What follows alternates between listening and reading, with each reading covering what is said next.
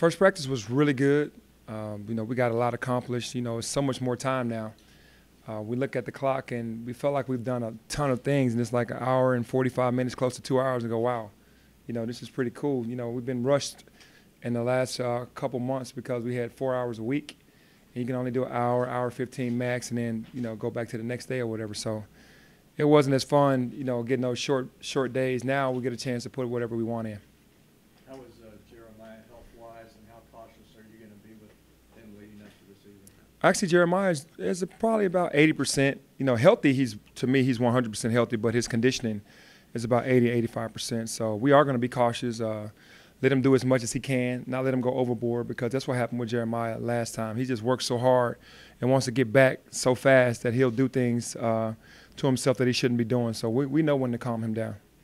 Hey, Penny, you've won the hearts and wallets of the people of Memphis, but outside of Memphis, how you improve the perception of the program to get, favorable recognition later in the season?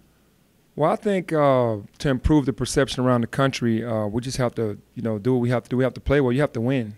And a lot of people, their eyes are on us. They're telling us that former colleagues and guys from the NBA and a lot of guys that I've known over the years are saying we're going to be watching you to see how you guys do. So you win them over by going out there and playing good basketball and ultimately winning games.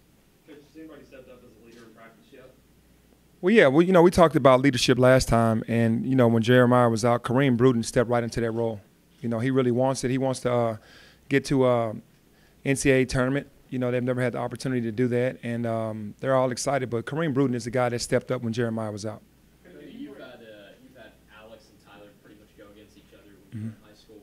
I saw on the 5-on-5 you kind of matched those two up. What's that like, just having that built-in competition that they've had throughout the years, and just to bring that to practice here at Memphis now? Well, for me, having coached against Tyler all those years, it's a blessing to have those two together.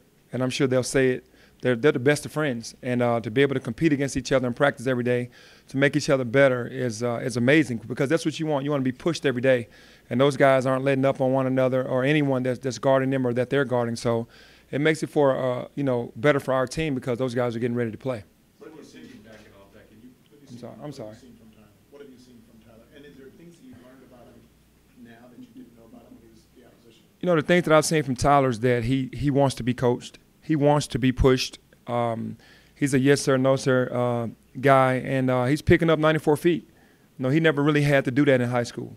The way you play high school, you don't have to, to defend like that. But now he knows that we need him to do that, and he's picking up 94 feet, and he's one of our better defenders. And we're really proud of that. Everyone knows he can score. He might be the most dynamic scorer, pound for pound, in the country. But defensively, he's showing us that he really wants it.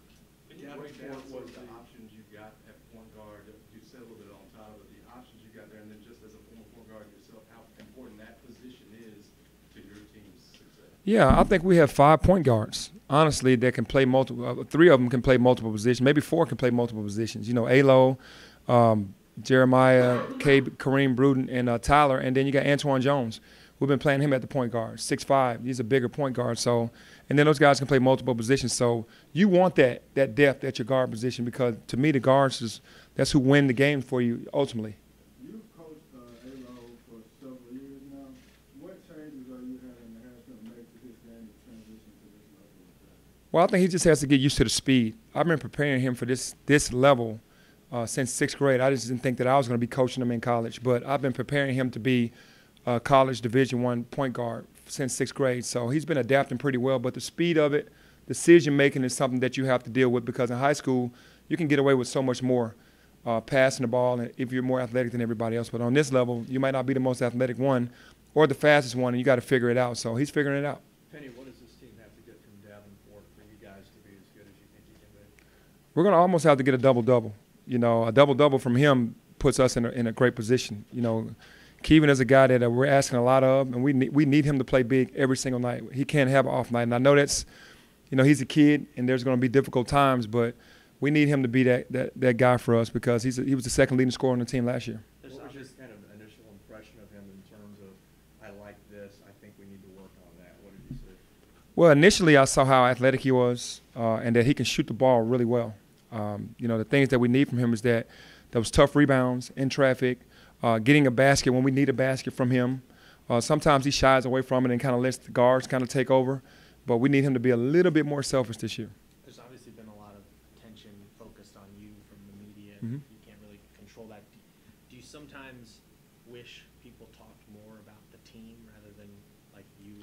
coach? Do you think about that at all? You know what? I understand what's going on. You know, I've had my day, and that's the reason why I'm being talked about. The motivation for the players is to, while they're talking about me, they are seeing you guys. So then they're going to start talking. As long as you're doing what you're supposed to do, then they're going to start talking about you guys. And I think that will shift as the season goes on. You know, those guys are really working hard, so I'm sure that will shift. In high school, you had a good opportunity to manage egos, but as you get older, those egos get more unmanageable. So how do you been managing those egos so far? You know, we talk to the players all the time. You know, I'm a player coach. I was a player. I was in their position, so I understand what made me tick. You know, what helped me out from a coach, and the one thing that you have to do is that you have to talk to them and let them know that you care about them. You really do. And if they understand that, then you can have easier conversations. There's not so many blow-ups, because there are going to be some times this year where it's going to be some blow-ups because guys are competitive, and we just have to be able to diffuse those things right away. Were you surprised you were able to get on a guy like Antoine Jones so late in the process? You know, it was a blessing to be able to get on, get an opportunity to coach Antoine Jones. I mean, he was a huge success in high school, really big point guard, multiple positions, and to be able to have him come here, it was a blessing. The guys you work with the returnees, you've talked a lot about how well they've adapted to Mm-hmm. the body. Were you surprised? Was that a process? What has that been like? And is there any, now they're all one, I think. So. It was a little surprising because usually you get a lot of negativity in the beginning. There was never any negativity. I think they saw that the freshmen and the newcomers were really good players, and they respected that right away. The respect factor was earned right away from those guys, and then the older guys just accepted it. And the younger guys also came in with no egos. You know, they wanted to look up to the seniors and the guys that have been here, and that's what made it easier. Some of those guys are going to have to be among your best players, though. The returnees are going to have to be among your best players if you want to go where you want to go. Yeah, absolutely. And I think that's what they're kind of counting out the most by, making us eighth in finishing eighth in the conference, is that those guys saw the conference last year. They know what to expect. They're veterans, and they're hungry. So I think those guys understand what's at stake this year. Coach, Mike Parks has come in looking like a freshman and guy from last year. Mm-hmm. Was that something you told him like over the summer that he needed to do? Right before the guys went home, before the first summer session happened, we told him the style that we were going to play and that we wanted him to be a part of it. And we needed him to get in better shape because he wasn't going to be a pounded guy in the post all the time. We're going to open it up, and he was going to be a pick and pop guy some, and then change it up, pick and roll. So he was very happy about that and felt like that's something that he wanted to do. And, to his credit, he went home, lost the weight, came back in great shape. Coach, when you started recruiting Tyler and you're starting to go into those meetings, did you go into it, man, it's going to be a long shot. I got some ground to make over. Did you go into it, I'm getting this kid, he's special, he's staying here? What was the mindset? I felt like it was 50-50, to be honest with you, because, I could never get Tyler to play for me at AAU. You know what I mean? There was always this separation there with us and them, and I knew it was going to be an uphill battle because, when I had my AAU team versus Team Thad, there was always this big deal going on with us. So I knew I was going to have to go in and convince them, and it wasn't going to be easy. And I got to Tyler first. He was the first one that kind of bought into this could work, this could be really big for us. And then the family came around later and the other coaches came around later. But he is so happy right now, and he's so excited. And I'm glad. I knew that he would be, and I'm glad that he chose to stay home. What did you say? What was it I just kept telling him there was nobody like him in the country that we were recruiting, that he could come in and be a weapon for this school. And he liked the sound of that. And I was being honest with him. And I knew with his dynamics offensively that he was going to make everybody else better on our team, and that's what he's doing.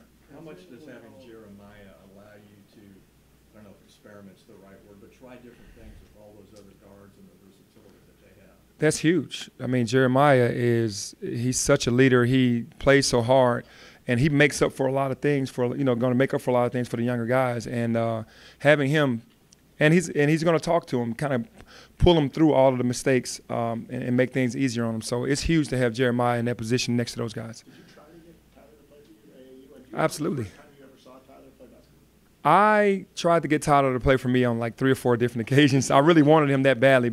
The first time I saw him play, he was in middle school. But it wasn't in a middle school game. It was in an AAU game. And he was just so dynamic. It was probably at the tournament at now it's World Overcomers Church. It used to be Central Church. That I just saw a little small kid, tough as nails, had deep range, that no limit in his range, and could score the ball really easily. I was always amazed at how he could score the basketball being at his size. Coach, is there anybody on the team that can't dunk? As small as Tyler is, we saw him doing backflips, and I saw him dunk a couple of times Uh-huh. in the three-man league. Is there anybody that can't dunk on the team? Probably the only guy on the team that can't dunk is Evan Oles. Probably Evan. Evan might be the only one that can't dunk. But they can't shoot it like him, so he can shoot it. Coach, you one day closer to Memphis Madness. Anything you want to tell the public right now? Or It seems like stuff is just all out there now. I've been noticing some things today, but no, there's nothing that I want to say differently. That you can confirm nothing? I really can't. I can't. But how much would a successful Memphis Madness mean to this program and the city? Oh, it would be huge for us because we're putting our first look into who we are as a team into this Memphis Madness and for the women's basketball. So it's big for us. You know, if it's a success, then that makes kids think differently, like start to think differently about Memphis. Will you be able to have another one after this? Because Oh, absolutely. I mean, the first one you have to bring a bang. You might overdo it though, but no, honestly, I think we can get better every year at it. Just what are some of the selling points you tell recruits for Memphis? Well, basically that we can help you with your game, that we can help get you better, develop you, teach you, help you understand, especially if you want to go to the next level. Even if you're not trying to go to the next level, we can help you become a better player on a daily basis. all right, one more question. Coach, just one last question. Like, how important is for the fans to come out to the FedEx Forum? Because last year, like, the average attendance was only 6,000, and the capacity is like 16,000 in the Forum. Like, how important is it for the fans to come out and support? It's very important because when I played in school, it was a sold-out building every night, and that helped us. That was our sixth man. We were out there when we were feeling down. The crowd just kind of gave us that extra energy, and then it just depletes the other team. When you have that noise in there and it's really loud, and they see all those fans in there, it does something to the other team as well as doing something to your team. It uplifts us. So we need everybody in the building. Thank you. Thank you. Thanks, Coach.